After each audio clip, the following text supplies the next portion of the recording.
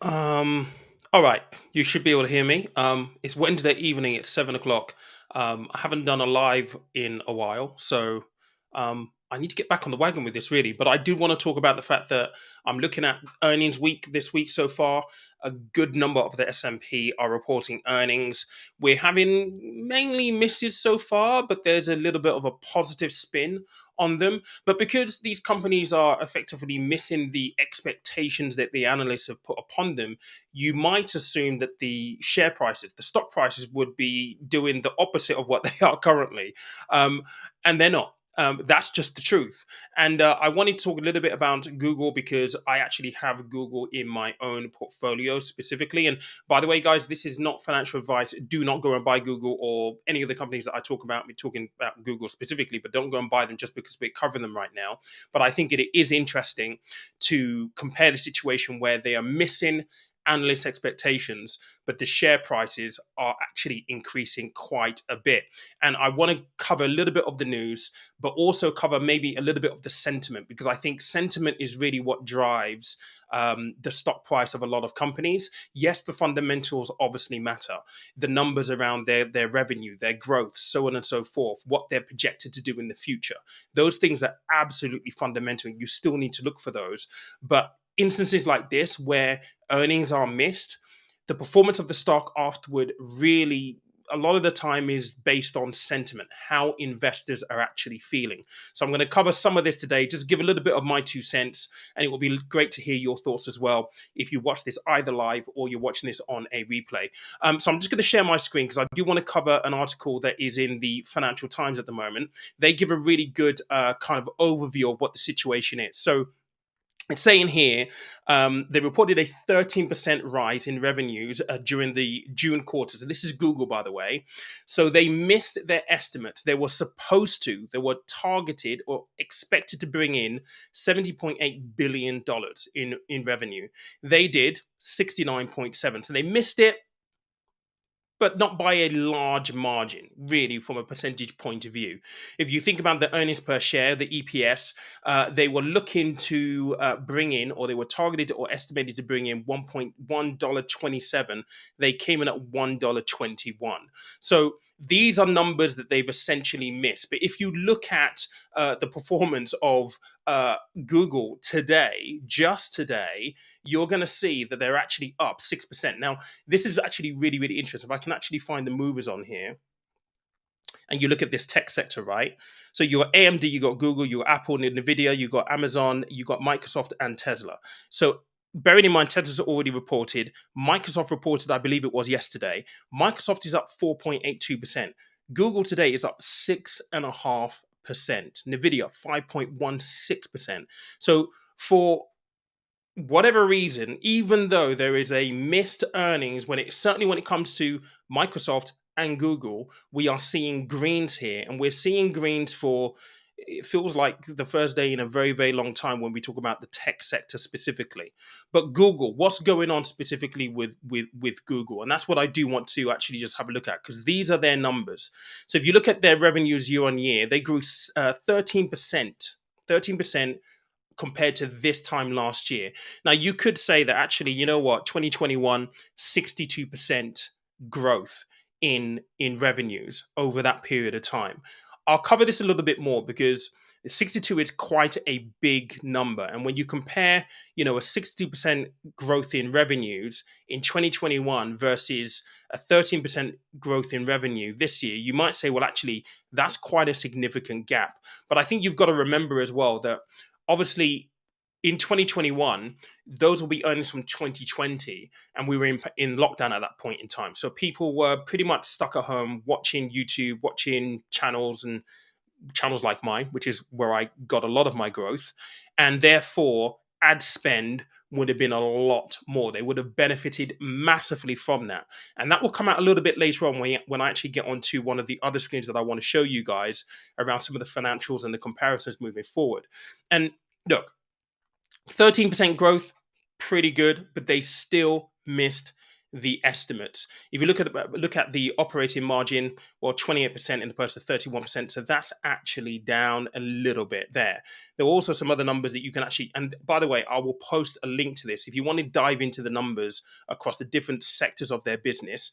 This one's really, really interesting, right? So this is actually up. So in 2021, one that's 50 billion.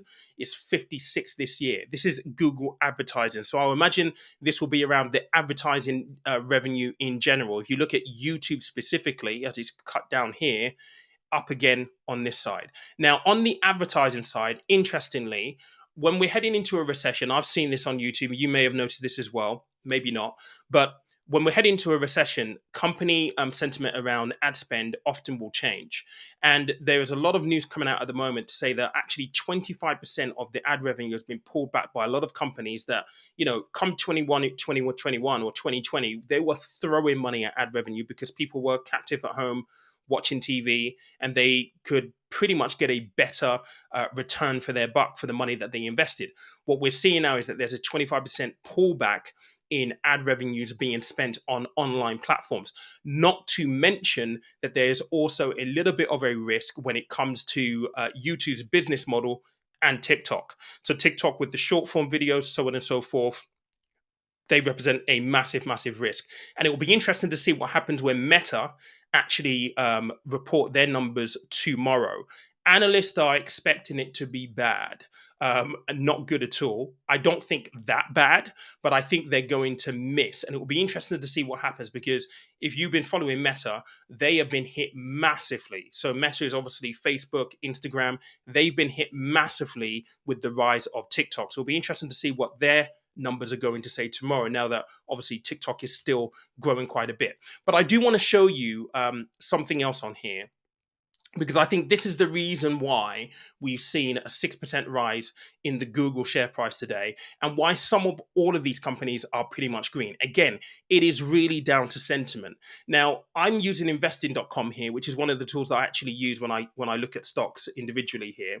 But look at the sentiment. Look at the sentiment here, guys. It's absolutely huge. So considering everything that we're going through at the moment, inflation, the markets being a little bit volatile, there is still quite a lot of confidence in Google, in Alphabet per se, because that is a 73% bullish sentiment towards this stock right now, compared to a 23% sentiment on the bearish side. That really is what is driving what you're seeing today at 6.5%. Now, I do want to go into this one here quickly, because I think when you look at a company, again, you have to look at the fundamentals. You cannot miss looking at the fundamentals when you're looking at investing in a company. But why are people bullish? That's the big thing. Why are people bullish? So at the moment, the share price is what, $111 a share. It recently had the 20-to-1 stock split, right? But it's $111 a share. Now, this is the average fair price. It's saying the average value for the Google stock at this point in time should be $140. So this is a 26% upside. This is why you're seeing this kind of performance on a day when they reported that they've missed their estimates, albeit that they've still done okay. They're not losing money by any shape of the imagination, but the sentiment is generally positive. And even when you look at the financials here, right? So this is what I was alluding to earlier. So this looks back at their financials from 17, 18, 19, 20, all the way through to 21. You can see here, 41% revenue year-on-year growth. And it's in the article on the Financial Times that I just showed you here. There was an acknowledgement to say that they appreciate that there was a lot of benefit that came through because of the coronavirus-induced work from home trend. So that meant, if I just read this bit for you, she said on a call with analysts that any apparent weakness could be explained with preference to prior year's surge in demand when Google benefited from the coronavirus-induced work from home trend following the initial shock of the virus outbreak. 12 months ago, revenue had jumped 62% year on year. So they benefited massively from, the coronavirus. And it is only right that is going to taper off at some point in time in the future, particularly as we move into a recession. But you cannot deny, when you look at a company like Google, these numbers are extremely strong. I mean, just look at the gross profit here. massive, absolutely huge. You look at the gross profit margin, absolutely huge. And those are the kind of fundamental things that you're going to be looking for when you are looking to invest in a company, because it is all about that long term view around, is this company going to be something, or a company that I can place some money into that is going to give me upside?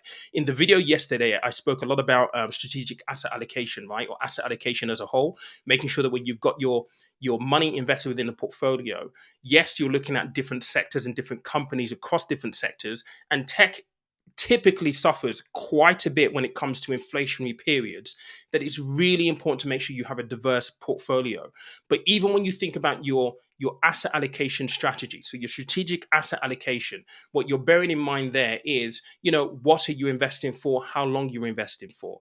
And from that point onwards, you're then thinking about what companies you would buy that give you the potential to achieve your goal, whatever that might be, whether that's, investing for kids' university fees or for retirement, whatever it is, you're buying companies specifically for that. And so when you look at companies like, Alphabet and Google, I mean, look, it's surprising maybe to some people, but I just think the bullish sentiment that we're seeing explains away a lot of what we're seeing today. And I think because we are in inflationary periods where, actually, let's be honest, tech has taken a massive, massive hit, this will be welcome. It really, really will be. How long will this last for? Who knows? But I think when we have a green day, we should definitely take a green day and try and find some confidence and comfort in that. And I think today is one of those days. But for Google, for Alphabet, fair undervalue at this point in time. But do your own research. I'm not saying go and buy this right now. I already own some Alphabet. I'm not looking to expand or add any more just yet. But this, for me, with the sentiment and just seeing the sentiment that investors have around it, is good. I will be allocating more money into the markets at some point in the near future. But I just wanted to give my 2 cents on a live this evening. I hope you guys are well. If you do have any questions, just leave them down in the comments below. Are you surprised at this? Are you not surprised? Who knows? Week by week, things change all the time, right? But there we go. Anyway, guys, have a good evening. I will catch you later on.